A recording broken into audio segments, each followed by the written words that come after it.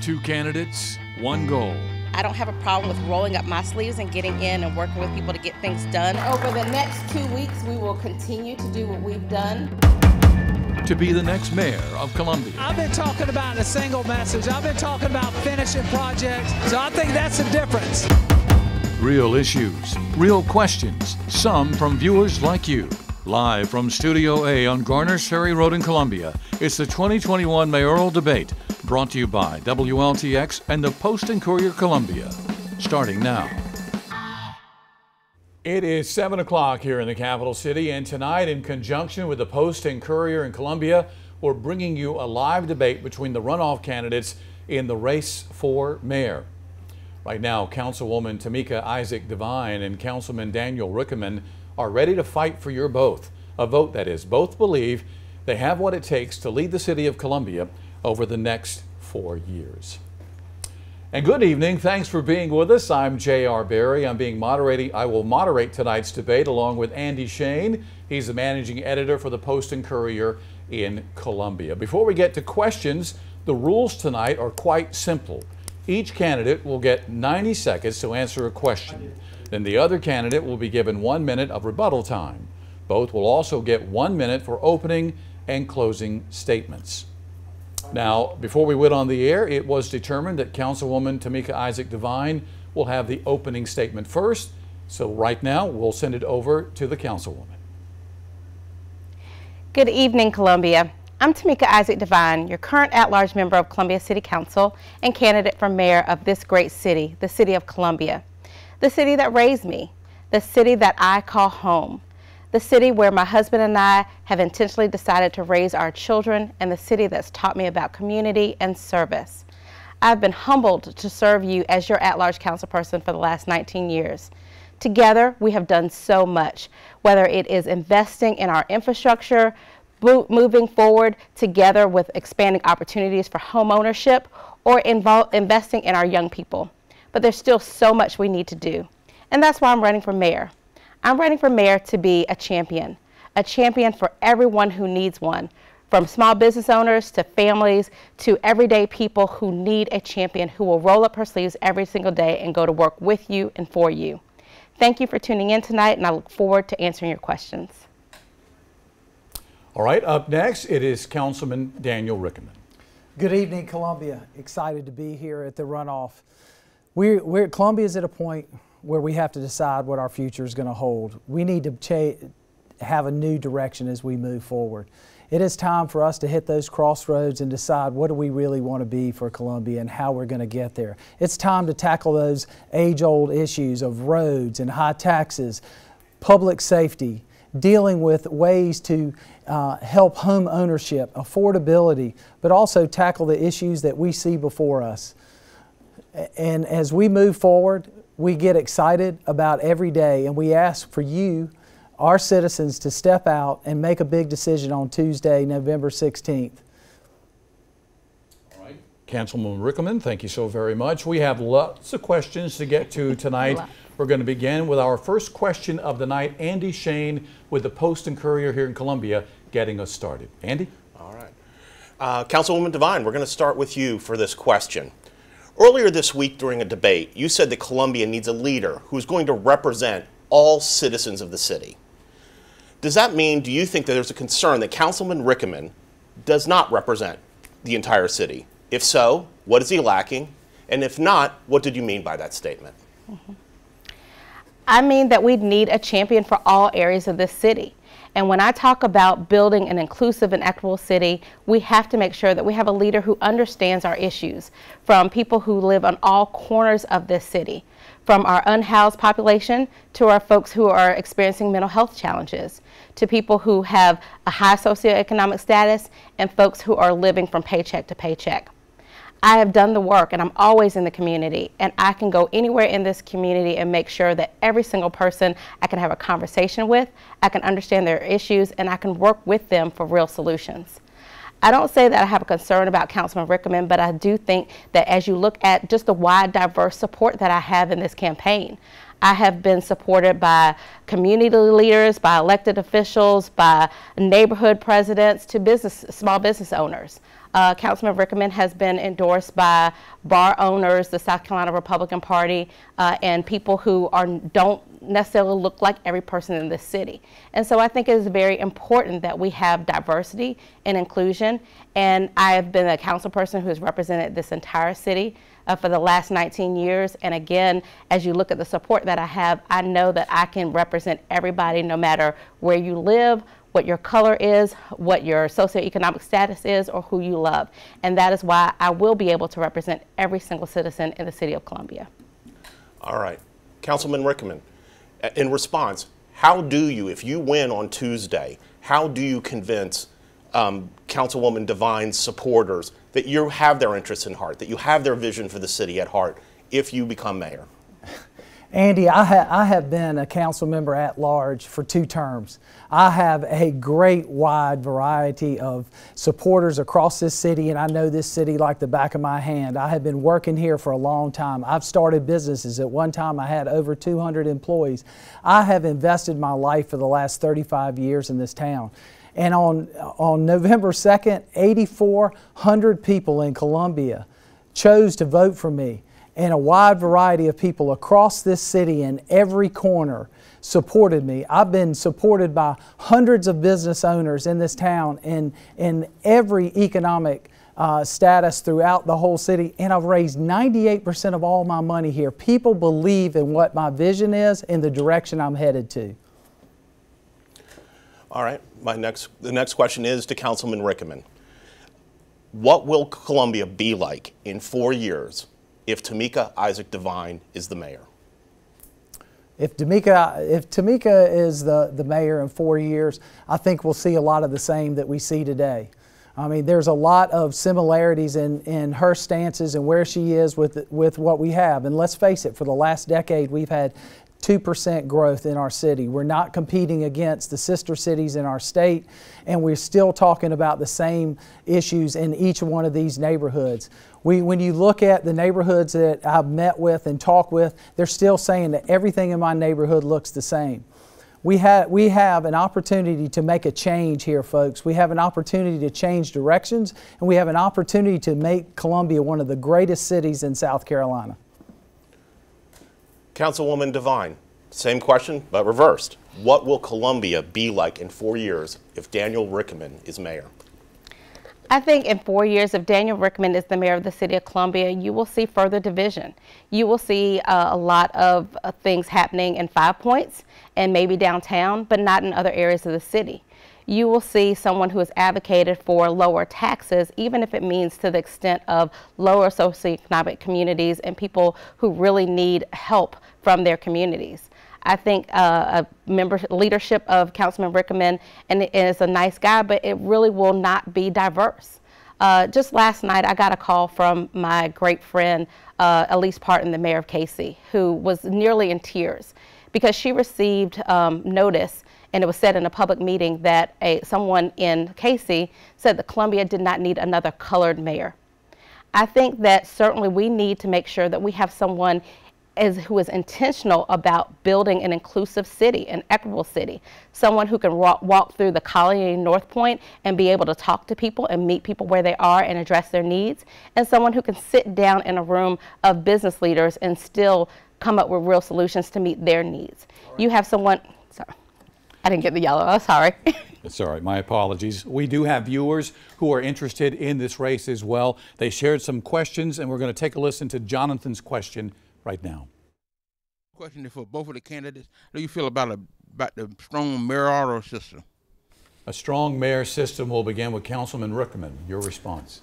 This issue came up in front of the city before, and the overwhelming end got voted down. I think strong mayor is about the person. It is about the person who's in the job, who has the ability to lead. I've tackled these tough issues in Columbia for the last 12 years when I served. I tackled our financial system by being part of the budget committee and handling those situations, getting us through the recession. I've dealt with the fire contract. I've dealt with hard issues like Dreher High School and dealing with our insurance, which was where we were losing thousands of dollars and found ways that we weren't getting paid millions of dollars. I've led on these hard issues, and I continue to lead on these hard issues by going after our higher taxes, our high crime, tackling our school issues that are affecting everybody, and then working on a path to create home ownership. All right. Councilwoman Devine, your response. You don't need a strong mayor form of government to be a strong mayor. It is about the leadership style. And so my leadership style is different from the mayors before us, and I think that it certainly will be able to work within this system. The voters, as Councilman Rickenmann said, decided affirmatively that we want this current system. This system is the right system, especially to build the inclusive and equitable city that we need, because we need to be able to make sure that every single area of this city has a voice. And we need a mayor who is going to be able to lead with distinction throughout this city. And so we can perform in this system and really move forward this city, tackling our issues, but also, again, bringing citizens to the table to make sure their voices are always heard in every single decision. And that can be done in this system very effectively, and I fully support the council manager form of government. All right, we will have more viewers' questions coming up later in this debate. Right now, I want to focus on something that a lot of people have been talking about, and that is how many cities in South Carolina look a little different than Columbia right now. The city of Greenville, they've invested millions and millions of dollars in their downtown area. It's a go-to place for a lot of people. If you go to Charleston, there's the Battery.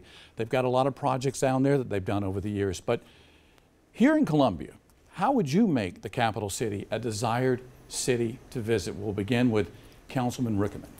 I think my first step was to go and take care of all the unfinished projects that we have. Finishing the Greenway, the Riverfront, Finlay Park, Bull Street, Bethel AME Church that we've talked about for 20 years.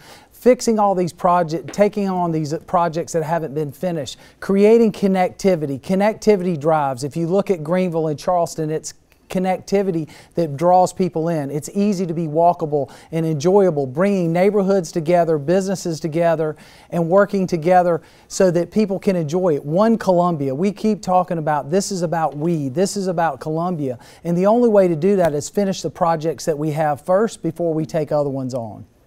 All right. And Councilwoman Devine. Well, I think what you do as a destination city is one thing. Make sure that we have a city that is inviting, that's welcoming, that is beautiful. And so I think we need to, number one, look at how we enter our city.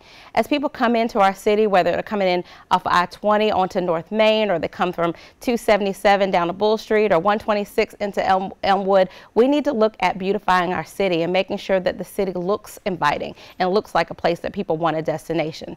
And then in addition to that, we have to really build that inclusive and equitable city.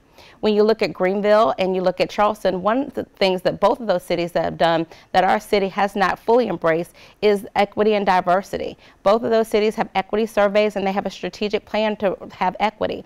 Under my leadership, we will make sure that we're moving forward with that equitable and inclusive city to make sure that we are 880 city. It is a city for people age 8 to 80 and everything in between, that everybody can live, grow, play, and grow a business here in the city of Columbia. All right, Finlay Park was mentioned a moment ago. I want to touch on Finlay Park for just a moment. That's part of the infrastructure here in the city of Columbia, along with some other issues facing Columbia right now. Finlay Park has been dilapidated for a number of years now. How would you, as mayor, go about fixing Finlay Park and fixing Columbia's infrastructure overall? And we're talking about water pipes that are going bad under streets. Just last April, we had a bad problem down on Devine Street as the water pipe burst, and we had some issues there. So again, I guess I'm asking about infrastructure overall, but also Finlay Park, because again, that used to be the crown jewel here in the capital city. And we'll begin with Councilwoman Devine. Infrastructure is very important, and I currently serve on the board of directors of the National League of Cities, and our board lobbied for the infrastructure bill that was just passed over the weekend. $1.2 trillion will come to American cities, towns, and counties to make sure that we are able to invest in infrastructure. And that is a priority for me and my administration, to make sure that we're investing in our infrastructure. And that means our roads and our bridges, but it also means sidewalks and bike lanes, and making sure that we're investing in broadband in our water and sewer system. There are so many opportunities, and a lot of times we look at financing, but we need to be able to move forward with this infrastructure. And when I think specifically about Finlay Park, you know, I remember growing up here in Columbia, and when Finlay Park was first dedicated, that was the place to be. As a teenager, we would come to Finlay Park and we would love it. It was a crown jewel. The design of that park, although it was beautiful, was not sound. And so it has dilapidated over the years. And so it's a priority to make sure that we're investing in Finlay Park. In the next month or so, a request for proposals will be going out, and we'll be seeking private partners to come to the table. And I think that our next mayor, and as your next mayor, I will make sure that we get that project completed and that it is restored to the crown jewel of our city that it is. Councilman Rickenmann? I think you're talking about infrastructure that we're investing in now and that we're going to continue to invest in. And there's opportunities for us at the same time fixing infrastructure by growing small businesses. Right now, the city is 1,500 work orders behind, and we have tons and tons of employees. Probably 40% of our workforce is not working anymore. So here's a great opportunity for us to invest. We have more minority and women-owned businesses here in town that are in the construction. So here's an opportunity for us to create wealth, solve a problem, and build businesses all at one time. Well, let me mention Finlay Park one more time here, because I'm hearing both the candidates say Finlay Park's going to be a priority. You guys have been on city council now for a number of years. Nothing's been done. So tell the voters tonight, if you can, and we'll begin with Councilwoman Devine. Tell the voters again, if you can, what specifically can you do as mayor to fix Finlay Park that you have not been able to do as a member of city council? Mm-hmm. Well, as mayor, you help lead the vision and you help find the resources. You know, we've had ideas that have come to the table for Finlay Park, and certainly as an at-large council person, I support that area. But we have a district council person that typically gets priority on things that they like to see.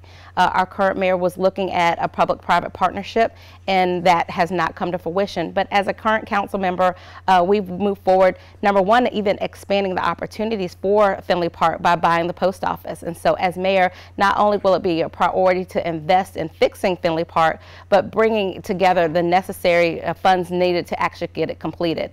I know a lot of resources out there, and it's not always about the city expending our resources, but bringing private partners to the table. Also looking at our capacity to have feed generation there. So that as mayor is a priority, and I have not had the opportunity to do that yet as a council person, but as your next mayor, that is definitely a priority to bring Finlay Park and restore it to the jewel that it is in our capital city. And Councilman Rickenmann, same to you. What are you going to be able to do as mayor to fix Finlay Park that hasn't been done while you've been on the city council? I've been talking the whole time in this campaign about finishing projects. This is one of those finishing projects that we've got to tackle. Here's the reality. The mayor sets the tone and the pace at the city. And we have a plan. The best plan we've had of all of them was done in our own department. So we're embracing that plan and we're moving forward. And it gives us opportunity to do some unique things by bringing in private partners and looking at, hey, how about taking the post office and creating long-term some housing there so that we have people that are surrounding the park and keeping it full of people and enjoying it.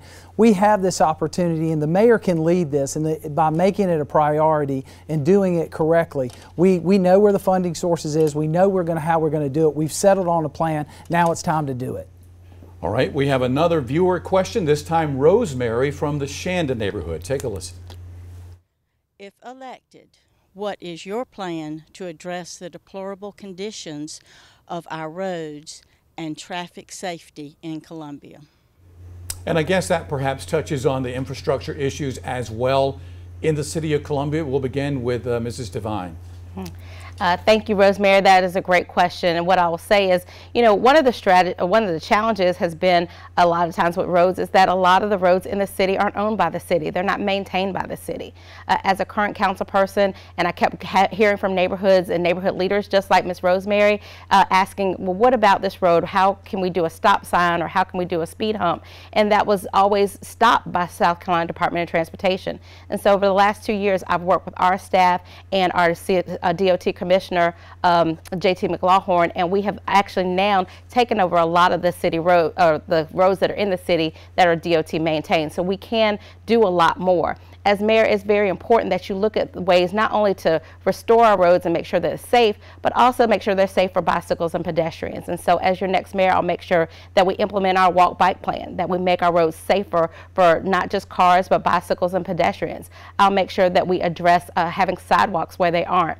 And then when you talk about traffic safety, we need to make sure that we're looking at the speed limits as well. You know, Charlotte has just decided to reduce the speed limit in neighborhoods to 25 miles per hour citywide. That is something that we need to look at, innovative ways to slow traffic, make it safer for everybody who's utilizing our roads, whether it's cars, whether it's bikes or pedestrians.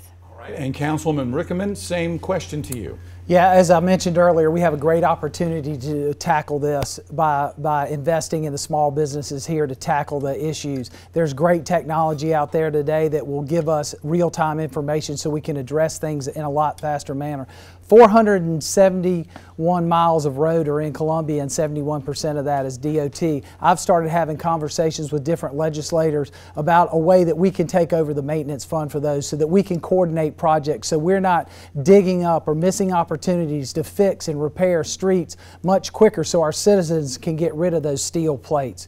We have a great opportunity to now do a test maybe with speed cameras that are stationed in school zones and neighborhoods that give a civil penalty instead of a criminal penalty so that we can address this in a different manner instead of stationing manpower from our police department on traffic. All right. The next question is for Councilman Rickenmann. I'm going to start off with you. Over the past few weeks, voters have received flyers critical of Councilwoman Devine for accepting a council pay hike soon after the historic 2015 flood and for renting an office that her mother bought with a federal loan. Those flyers came from a third party. You have denied any connection to these flyers, but I do want to ask, and I think the voters ought to hear you talk about this, do you agree that they raise questions about whether Councilwoman Devine would be an effective mayor?